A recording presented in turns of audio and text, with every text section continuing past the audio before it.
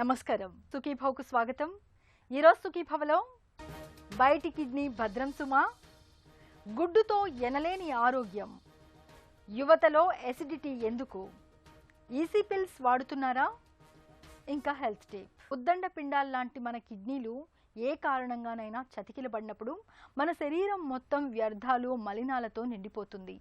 ఈ పరిస్థితి చివరికి ప్రాణాపాయానికి దారితీస్తుంది. ఈ విపత్కర పరిస్థితిని ఎదుర్కొనేందుకు బయట నుంచి కిడ్నీల్లా పనిచేసే కృత్రిమ యంత్రాల తోడ్పాటును తీసుకోవాల్సి ఉంటుంది. డయాలసిస్గా పిలిచే ఈ ప్రక్రియ గురించి ఇప్పుడు తెలుసుకుందాం.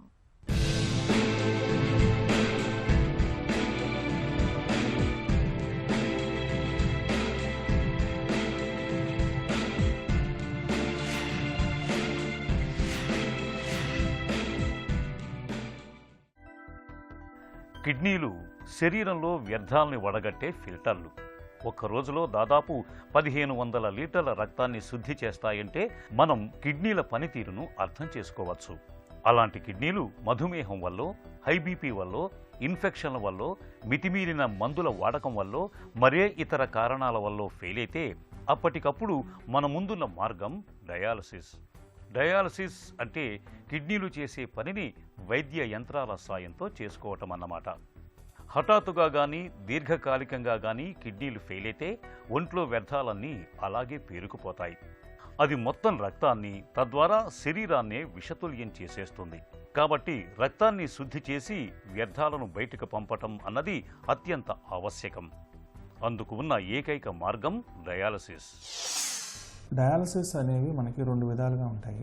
ఒకటి హీమోడయాలసిస్ అంటాం, రెండోది పెరిటోనియల్ డయాలసిస్. హీమోడయాలసిస్ అంటే మనకి రక్తం నుంచి ఒక క్యాన్లా పెట్టి దాని నుంచి మనకి రక్తం బయటికి సరఫరా అయ్యి ఆ మిషన్ ద్వారా మనం రక్తంలో ఉన్న మలినాలని మనం రిమూవ్ చేస్తాం అన్నమాట. రెండో రకమైన విధానం ఏంటంటే పెరిటోనియల్ డయాలసిస్. ఈ పెరిటోనియల్ డయాలసిస్ అంటే ఏంటంటే మనకి పేగుల చుట్టూ ఉండే రెండు పొరలు ఉంటాయి, పెరిటోనియల్ మెంబ్రేన్ అంటాం. రెండు పొరల మధ్యలో మనం ఒక ట్యూబ్ పెట్టి దాంట్లో కొన్ని రకాల మనం ఫ్లూయిడ్స్ కనుక మనం పంపిస్తున్నట్టయితే ఈ క్యాపిలరీస్ ఉన్న పెరిటోనియల్ మెంబ్రేనే మనకి ఫిల్టర్ లాగా పనిచేసి మనకి మలినాల్ని రిమూవ్ చేస్తుంది. ఈ రెండు రకాల డయాలసిస్లో హీమోడయాలసిస్ అనేది మనం ఖచ్చితంగా హాస్పిటల్లో మనం చేయాల్సిన అవసరం ఉంటుంది. పెరిటోనియల్ డయాలసిస్లో మనం రోగికి ఈ పెరిటోనియల్ మెంబ్రేన్లో ఒక క్యానులా లాంటిది అమర్చి ఆ పెరిటోనియల్ ఫ్లూయిడ్ మనం రోగిలోకి ఎక్కించి దాన్ని మనం ఉంచినట్లయితే ఆ పెరిటోనియల్ మెంబ్రేన్ మీద ఉన్న క్యాపిలరీస్ ఈ బాడీలో ఉన్న మలినాలు ఎక్స్చేంజ్ అయ్యి ఈ పెరిటోనియల్ ఫ్లూయిడ్లో ఉన్న కెమికల్స్ లోపలికి వెళ్ళి ఎక్స్చేంజ్ అవుతాయి అన్నమాట. దీనివల్ల ఏమవుతుందంటే బాడీలో ఏదైతే మనకి కిడ్నీలు పాడైనప్పుడు మనకి బ్లడ్ యూరియా లెవెల్స్, క్రియాటిన్ పెరుగుతాయో అవన్నీ కూడా తగ్గి రోగికి కొంతవరకు ఉపశమనం ఉంటుంది. హీమోడయాలసిస్ అంటే ఏంటంటే మనకి రక్తం హీమోడయాలసిస్ మిషన్లోకి మనం పంపించి ఆ హీమోడయాలసిస్లో మనకి హీమోడయాలైజర్ అంటాం, ఆ మెంబ్రేన్ ద్వారా మనకి ఈ రక్తంలో ఉన్న మలినాలు అనేవి ఫిల్టర్ అవుతుంటాయి. ఈ హీమోడయాలసిస్ కానీ పెరిటోనియల్ డయాలసిస్ కానీ కిడ్నీ ట్రాన్స్ప్లాంట్ని రిప్లేస్ చేసేదైతే కాదు. కిడ్నీ ట్రాన్స్ప్లాంటేషన్ అనేది మనకి అవకాశం లేనప్పుడు ఆర్ కిడ్నీ ట్రాన్స్ప్లాంటింగ్ వెయిటింగ్ లిస్ట్లో ఉన్నప్పుడు మాత్రం ఈ పెరిటోనియల్ డయాలసిస్ కానీ హీమోడయాలసిస్ కానీ మనకి చాలా ఉపయోగంగా ఉంటుంది. ఎందుకంటే మనం హీమోడయాలసిస్ కానీ పెరిటోనియల్ డయాలసిస్లో ఉన్న పేషెంట్స్ మార్టాలిటీ మనం చూసుకున్నట్టయితే 6 గుణాలు ఎక్కువగా ఉంటుంది ఈ ట్రాన్స్ప్లాంటేషన్ పేషెంట్స్ కంటే. అందువల్ల ముఖ్యంగా ఎనీ పేషెంట్ మనకి chronic kidney disease dialysis dependent అయినప్పుడు వాళ్ళకి ముఖ్యంగా మొదటగా మనం ట్రాన్స్ప్లాంటేషన్ అయ్యే అవకాశాలు ఏమైనా ఉన్నాయా అనేది మనం అన్వేషిస్తాం. ఆ ట్రాన్స్ప్లాంటేషన్ కనుక అవకాశం మనకు దొరకనప్పుడు ఈ డయాలసిస్ మీద పేషెంట్స్ని పెడుతుంటాం. డయాలసిస్లో 2 రకాలు ఉంటాయి. ఒకటి హీమోడయాలసిస్, రెండోది పెరిటోనియల్ డయాలసిస్. రక్తాన్ని శుద్ధి చేయటంలో రెండూ కూడా చక్కగా పనిచేసేవే. ఎవరి సౌలభ్యాన్ని బట్టి వారు ఈ రెంటిలో ఏదో ఒక డయాలసిస్ ప్రక్రియను ఎంచుకుంటారు. అయితే డయాలసిస్ జీవితాంతం చేయించుకోవాలా అన్నది అందరినీ వేధించే ప్రశ్న.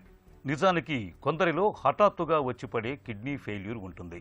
అలాంటి వారిలో కొన్ని రోజుల్లోనే మూత్రపిండాల పనితీరు తిరిగి చక్కబడుతుంది కాబట్టి వాళ్ళు జీవితాంతం డయాలసిస్ మీద ఉండాల్సిన పని లేదు. దీర్ఘకాలికంగా వచ్చిపడిన కిడ్నీ ఫెయిల్యూర్ అయితే మాత్రం దానికి జీవితాంతం డయాలసిస్ చేయించుకోవాల్సిందే. డయాలసిస్ కాదనుకుంటే మాత్రం దానికున్న ఒకే ఒక ప్రత్యామ్నాయం కిడ్నీ మార్పిడి శస్త్రచికిత్స. డయాలసిస్ పేషెంట్స్ యూజువల్గా మనం పెరిటోనియల్ డయాలసిస్లో తీసుకున్నట్టయితే వాళ్ళకి ప్రోటీన్ లాస్ ఎక్కువగా ఉంటుంది. హీమోడయాలసిస్లో కూడా వాళ్ళకి ప్రోటీన్ లాస్ అనేది ఉంటుంది. అందువల్ల ఎవరికైతే క్రానిక్ కిడ్నీ డిసీజ్ ఎర్లీ స్టేజ్లో ఉన్నప్పుడు మనం ప్రోటీన్ తక్కువ తినమని చెప్తామో, హీమోడయాలసిస్ కానీ పెరిటోనియల్ డయాలసిస్ కానీ వెళ్ళిన తర్వాత 20% నార్మల్ పర్సన్ కంటే ఎక్కువ తీసుకోవాలి ప్రోటీన్ ఇంటేక్. సో అది చాలా ఇంపార్టెంట్. ప్రోటీన్ ఇంటేక్ కనుక తక్కువ తీసుకున్నట్టయితే వాళ్ళకి తీవ్రమైన ప్రోటీన్ మాల్న్యూట్రిషన్ కానీ ఇవన్నీ కూడా కాంప్లికేషన్స్ వచ్చే అవకాశం ఉంటాయి. రెండోది, డయాలసిస్ పేషెంట్స్ క్రమం తప్పకుండా బీపీకి సంబంధించిన మాత్రలు, అలాగే రక్తం పెరగడానికి వాడే ఎరిథ్రోపాయిటిన్ ఇంజెక్షన్స్, క్రమం తప్పకుండా బోన్ మినరల్ డిసీజ్కి సంబంధించిన టెస్ట్లు, వాటికి సంబంధించిన ఇవి వాడుతూ ఉండాలి. అలాగే డయాలసిస్ పేషెంట్స్కి వెళ్ళిన తర్వాత వాళ్ళకి ఫిక్స్డ్ యూరిన్ అవుట్పుట్ ఉంటుంది కాబట్టి వాటర్ ఇంటేక్ విషయంలో కూడా చాలా జాగ్రత్తలు తీసుకోవాలి. వాటర్ ఇంటేక్ అనేది ఎంత జాగ్రత్తలు తీసుకోవాలంటే, యూజువల్గా మనకి డయాలసిస్కి మధ్యలో బరువు పెరుగుతూ ఉంటారు. ఈ బరువు పెరిగింది దాదాపు మనం 2 కిలోల కంటే ఎక్కువ పెరగకుండా చూసుకోవాలి. 2 కిలోల కంటే ఎక్కువ పెరిగితే 2 లీటర్ల కంటే ఎక్కువ వాటర్ మనం తీసినట్టయితే వాళ్ళల్లో ఉన్న హార్ట్కి సంబంధించిన ఇబ్బందులు కానీ, హిమోడైనమిక్ కాంప్రమైజ్లు కానీ, క్రాంప్స్ కానీ, డయాలసిస్ చేసినప్పుడు కాళ్ళు పీక్కుపోవటం, మజిల్ క్రాంప్స్ ఇవన్నీ కూడా వస్తుంటాయి. అందువల్ల డయాలసిస్కి మధ్యలో వాళ్ళు బరువు అనేది 2 కేజీల కంటే పెరగకుండా చూసుకోవటం, అలాగే సాల్ట్ ఇంటేక్ బాగా తగ్గించటం, ఫిజికల్ ఎక్సర్సైజ్ కూడా వీలైనంత వరకు వాళ్ళు ఎక్సర్సైజ్ చేసినంత వరకు ఒక 45 మినిట్స్ పర్ డే ఎక్సర్సైజ్ చేయటం. అండ్ డైట్లో పర్టికులర్గా ప్రోటీన్ ఇంటేక్తో పాటు యూజువల్గా జరిగేది ఏంటంటే సాల్ట్ ఇంటేక్ ఎక్కువ తీసుకుంటారు. సాల్ట్ క్రేవింగ్ ఎక్కువ ఉంటుంది. సాల్ట్ తగ్గించుకొని తినటం వల్ల వాళ్ళకి లైఫ్ స్టైల్ చేంజెస్ వల్ల చాలా వరకు ఉపయోగం ఉంటుంది. మూత్రపిండాలు దెబ్బతిన్న వారికి డయాలసిస్ అన్నది నిజంగానే కారు చీకట్లో కాంతిరేఖలా కనిపించే పరిష్కారమే. నిజానికి డయాలసిస్ అన్నది పూర్తి 100 పాళ్ళు కిడ్నీలాగా శరీరంలోని వ్యర్థాలను వడగట్టదు. కానీ దాదాపుగా సాధారణ జీవనం గడపటానికి అవసరమైన చికిత్సగా అద్భుతంగా పనిచేస్తుంది. కిడ్నీ ఫెయిల్యూర్ కేసులో డయాలసిస్తో పాటు రోజువారీ పనులను చేసుకోవటం, మానసికోల్లాసంతో జీవించటం అన్నది వారి ఆయుష్కు శ్రీరామ రక్షలా పనిచేస్తాయి. కిడ్నీలు విఫలమైన వారికి డయాలసిస్ అనేది సంజీవిని లాంటిది. సమయానికి డయాలసిస్ చేయించుకుంటూ ఆరోగ్యకరమైన జీవనశైలిని ఆచరిస్తుంటే కిడ్నీ జబ్బు ఉన్నప్పటికీ మిగతా అందరిలాగానే హాయిగా జీవనం సాగించవచ్చు. తక్కువ ఖర్చుతో ఎక్కువ పోషకాల్ని అందించేది ఏదైనా ఉందంటే అది కోడిగుడ్డే. గుప్పెడంత గుడ్డులో గంపెడన్ని పోషకాలు దాగున్నాయి. మన శరీరానికి అవసరమైన ప్రోటీన్లు, ఖనిజ లవణాలు, విటమిన్లు గుడ్డులో దండిగా ఉన్నాయి. ముఖ్యంగా ఎదిగే వయసులో ఉన్న పిల్లలకు రోజూ ఒక గుడ్డును తినేలా ప్రోత్సహిస్తే వారి ఎదుగుదల చక్కగా ఉంటుంది. పిల్లల శరీరానికి కావాల్సిన అన్ని రకాల పోషకాలు అందుతాయి. గుడ్డులో దాగిన ఆరోగ్య రహస్యాల గురించి ఇప్పుడు తెలుసుకుందాం.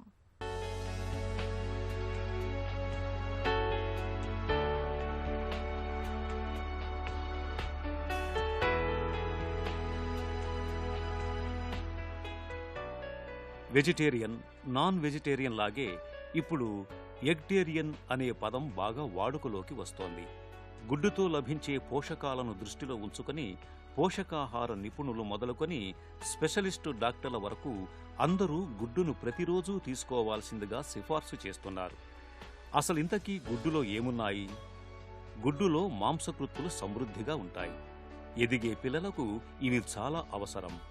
ప్రతిరోజు ఉదయం పూట పిల్లలకు గుడ్డును ఏదో ఒక రూపంలో అందిస్తే వారిలో ఎదుగుదల చక్కగా ఉంటుంది. మెదడుకు ఆరోగ్యాన్నిచ్చే పదార్థాలు గుడ్డులో ఉన్నాయి. గుడ్డు అనేక పోషకాల మిళితం.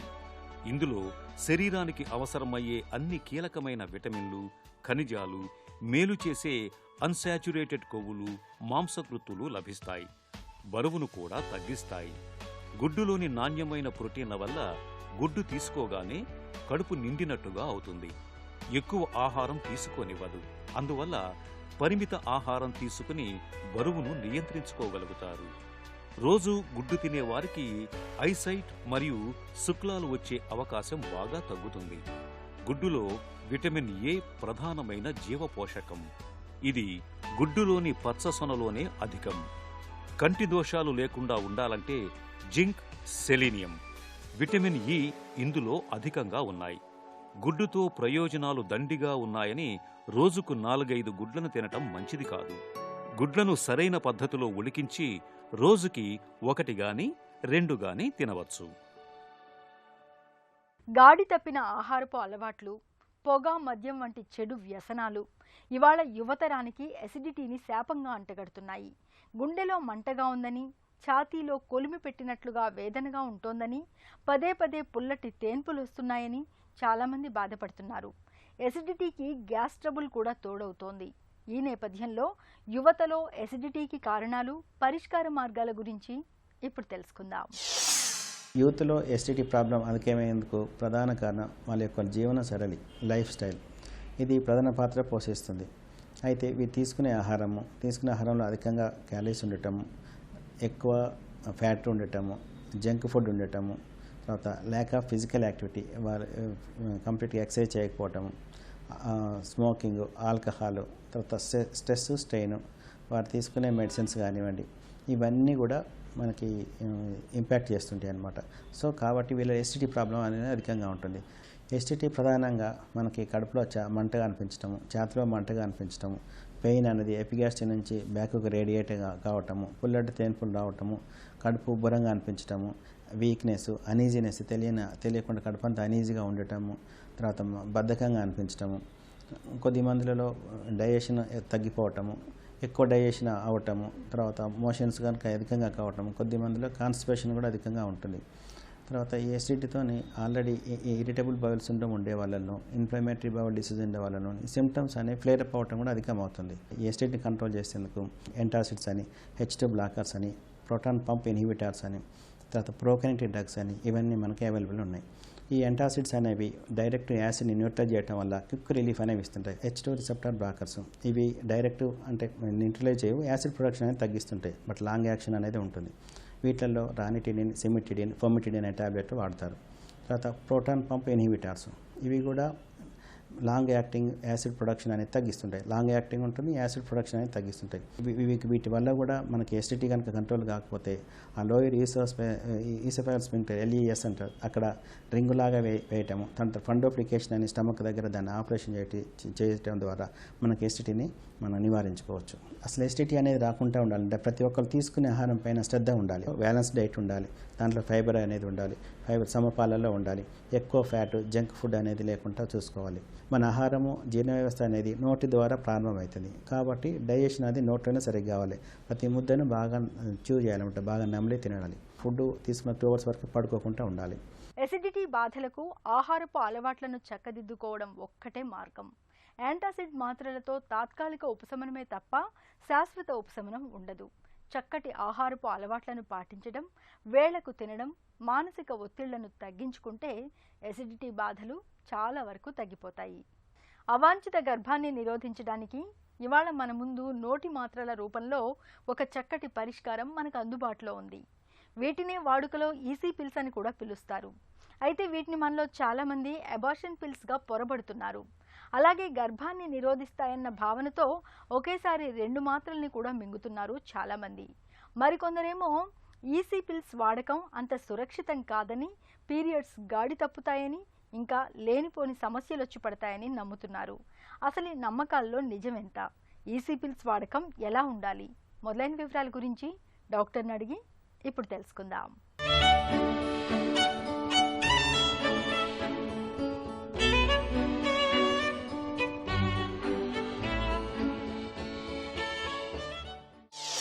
ఈసీ పిల్స్ అంటే ఏంటి? ఎలా పనిచేస్తాయి? ఈ ఎమర్జెన్సీ కాంట్రసెప్టివ్ పిల్స్ని పోస్ట్ కాయిటల్ పిల్ అని కూడా అంటారు. ఇవి మనకు ఫార్మసీస్లో అన్వాంటెడ్ 72 అని, ఐ పిల్ అని, నోవెల్ పిల్ అనేసి ఈజీగా అవైలబుల్గా ఉంటున్నాయి.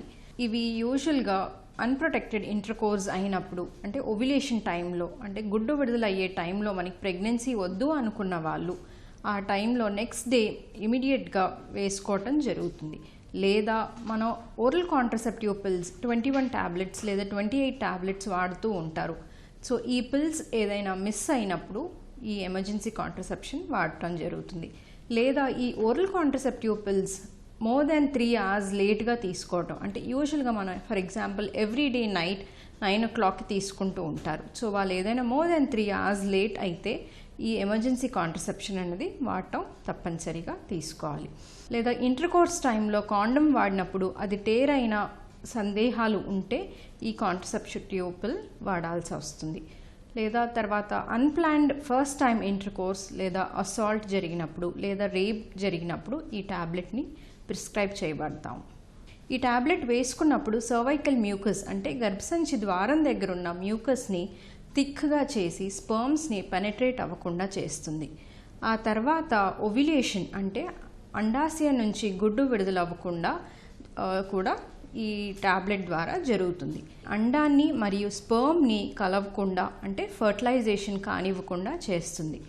ఒకవేళ ఫర్టిలైజేషన్ అయిపోయాక మనం ఈ ట్యాబ్లెట్ వాడినట్టయితే ఈ అండాశయం తర్వాత స్పర్మ్ కలిసింది ఎంబ్రియో అంటాం, అది గర్భసంచి మీద ఇంప్లాంట్ అవుతుంది.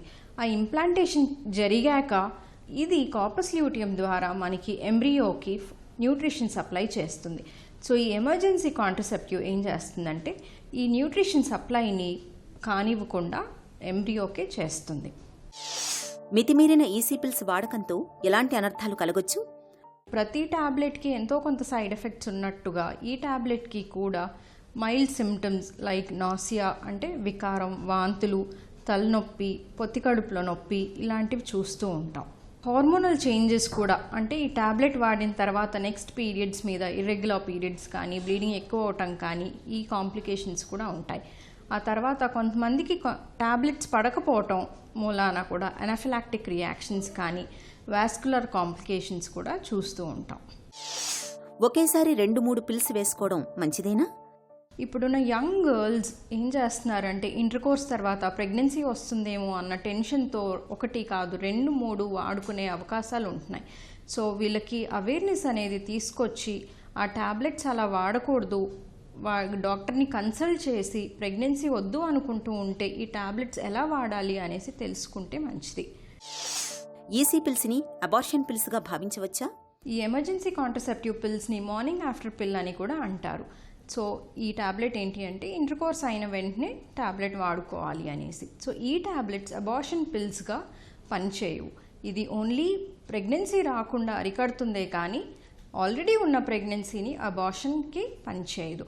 సో అబార్షన్ పిల్స్ వేరుగా దొరుకుతాయి. అవి డాక్టర్ని కన్సల్ట్ చేసి ప్రిస్క్రిప్షన్ తీసుకుని వాళ్ళ అబ్జర్వేషన్తోనే మనం తీసుకోవాల్సి ఉంటుంది. బిడ్డకు పాలిస్తున్న కాలంలో ఈసీ పిల్స్ని వాడకూడదా? బిడ్డకు పాలిస్తున్న టైంలో నాన్ హార్మోనల్ కాంట్రసెప్టివ్సే మంచిది, లైక్ కాండమ్స్ లాంటివి వాడుకోవటం మంచిది. కానీ తప్పనిసరిగా వాడుకోవాల్సి అవసరం వస్తే ప్రొజెస్ట్రాన్ ఓన్లీ పిల్స్ వాడుకోవచ్చు. సో ఈ ఎమర్జెన్సీ కాంట్రసెప్షన్లో ఉన్న హార్మోన్ లివోనార్గెస్ట్రాల్, ఇది ప్రొజెస్ట్రాన్ హార్మోన్. ఈ ట్యాబ్లెట్ వాడుకోవటం వలన ఎటువంటి సైడ్ ఎఫెక్ట్స్ అయితే ఉండవు. ఆ తర్వాత ఈ ట్యాబ్లెట్ తీసుకున్న 3 to 4 hours తర్వాత బేబీకి బ్రెస్ట్ ఫీడింగ్ అది కంటిన్యూ చేసుకోవచ్చు. ఈ ట్యాబ్లెట్ వాడుకోవటం వలన మిల్క్ కాంపోజిషన్లో అంటే క్వాంటిటీలో కానీ క్వాలిటీలో కానీ ఏ ప్రభావం ఉండదు. ఆ తర్వాత బేబీకి గ్రోత్ అండ్ డెవలప్మెంట్ మీద కూడా ఏ ప్రభావం ఉండదు. ఈసీ పిల్స్ వాడితే పీరియడ్స్ గాడి తప్పుతాయా? ఈ ఎమర్జెన్సీ కాంట్రసెప్టివ్ పిల్ తీసుకున్న వెంటనే ఒక 1 to 7 daysలో విత్డ్రావల్ బ్లీడింగ్ అనేది వస్తుంది. ఆ తర్వాత రెగ్యులర్ పీరియడ్ వస్తుంది. కొంతమంది మహిళల్లో నెక్స్ట్ 2 to 3 periods ఇర్రెగ్యులర్గా రావటం, లేదా పీరియడ్ మిస్ అవ్వటం, లేదా పీరియడ్ వచ్చినప్పుడు బ్లీడింగ్ ఎక్కువగా అవ్వటం, లేదా కొంచెం స్పాటింగ్ లాగా కనిపించటం, ఇది చూస్తూ ఉంటాం. సో హార్మోనల్ డిస్టర్బెన్స్ ఎంతో కొంత ఉంటుంది. అదే పీరియడ్స్ మీద కూడా ప్రభావం పడుతుంది. పీరియడ్ మిస్ అయినట్టయితే అంటే ఈ ట్యాబ్లెట్ వాడాక 1-2 weeksలో పీరియడ్ రాకపోతే డాక్టర్ని కన్సల్ట్ చేసి ప్రెగ్నెన్సీ ఉందా లేదా అనేసి కన్ఫర్మ్ చేసుకోవాలి. ఈసీ పిల్స్తో సుఖవ్యాధుల నుంచి రక్షణ లభిస్తుందా? ఈ ఎమర్జెన్సీ కాంట్రసెప్టివ్స్ మన పేరులోనే, ఈ టాబ్లెట్ పేరులోనే ఉన్నట్టు ఎమర్జెన్సీ టైంలోనే వాడటం మంచిది. సో ఈ టాబ్లెట్ ద్వారా మనకి వచ్చే సెక్షువల్లీ ట్రాన్స్మిటెడ్ డిసీజెస్ కానీ ఇన్ఫెక్షన్స్ నుంచి కానీ ప్రొటెక్షన్ ఇవ్వదు.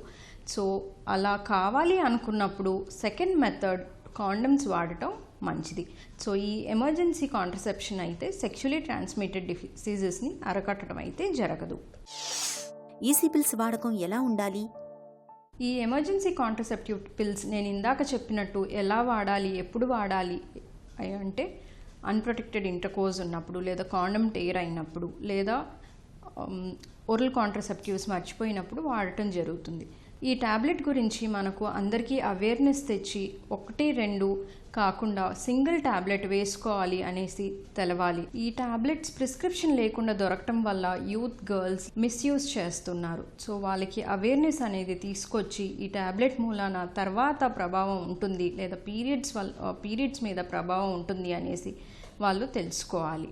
కాంట్రసెప్షన్ అవసరం అనుకుంటే డాక్టర్ని కన్సల్ట్ చేసి ఈ టాబ్లెట్స్ వాడటం గురించి తెలుసుకొని, లేదా కంటిన్యూస్ ఓరల్ కాంట్రసెప్టివ్ పిల్స్ వాడటం చూసుకోవాలి. పెళ్ళైన వాళ్ళు ఐయుసిడి కానీ కాపర్టీ కానీ కాంట్రసెప్షన్లా కూడా వాడుకోవచ్చు. ఈసీ పిల్స్ అనేవి సురక్షితమైనవి, అవాంఛిత గర్భాన్ని నిరోధించడంలో చక్కగా పనిచేస్తాయి. మహిళల్లో హార్మోన్ల సమతూకాన్ని సైతం చక్కగా ఉంచుతాయి. అయితే ఏళ్ల కొద్దీ వాడాల్సి వచ్చినప్పుడు మాత్రం ఒకసారి గైనకాలజిస్ట్ సలహా తీసుకోవడం అన్ని విధాల మేలు. ఒక చిన్న చిట్కా మీకోసం. రక్తహీనతతో బాధపడుతున్నప్పుడు నిత్యం బచ్చలి కూరను తీసుకోండి. ఇందులో ఐరన్ సమృద్ధిగా ఉంటుంది. అంతేకాదు విటమిన్ ఏ, ఒమేగా 3 కొవ్వులు, కాల్షియం, మెగ్నీషియం, సెలీనియం వంటి పోషకాలు దండిగా ఉంటాయి. ఇవన్నీ మన ఆరోగ్యానికి ఎంతగానో మేలు చేస్తాయి. సుఖీభవ కార్యక్రమానికి సంబంధించిన మీ విలువైన సూచనలు, సలహాలను వెంటనే మాకు రాయండి. మా చిరునామా Sukhibhava, ETV, Ramoji film city, Hyderabad 501512, లేదా sukhibhava@etv.co.in కు ఈమెయిల్ చేయండి.